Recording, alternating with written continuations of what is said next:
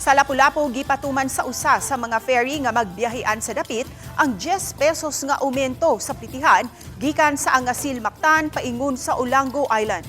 Siluan mayroon din sa report.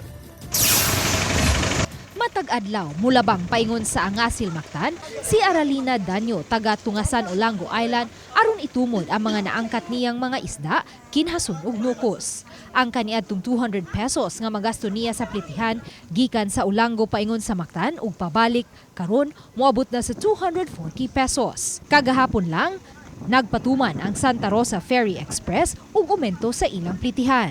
Magiran siya ka og 500, 400 na kay sobra gamay na lang. Nyawi na utangon pa mo tinda. Sa napatik sa ticketing office sa Santa Rosa Ferry Express, ana-ana sa 50 pesos ang pliti sa regular passenger, 38.40 pesos sa mga estudyante, 34.56 pesos sa mga senior citizens ug PWD. Apan giangko nila nga gi-round off nila kini tungod sa kanihit sa sinsiyo. Gi-round off na lang na namo ma'am, ang kuan siya, pankida man ba. Then ang amuang senior 35. Samtang 24 pesos alang sa mga batang edad 3 anyos hangtod 7 anyos. Dugang sa taga Santa Rosa Ferry Express nga nakapadana sila og suwat ngadto sa marina sa gipatuman nilang pag-umento sa Pletehan. Sa una pa man na ang kuan ma'am ang kanang 50 gyud ang amuang kuan fare. So tungod kay maloy sa pud taga Olango. Kag 40 ra siya ba, so karon nga ni mahal lagi kuan lang pud niya nga 50 ra gyud kuan.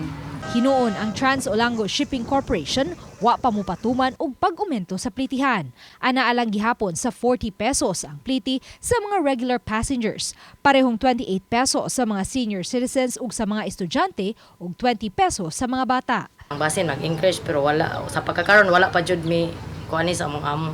Wala pa usab mo paumento sa Pletehan ang mga motorbangka nga mobiyahe paingon sa Caubian Island gikan sa Angasil Mactan ug pabalik. Uban ni Marlon Melgazo, Luan Merondina, Balitang Bisdak.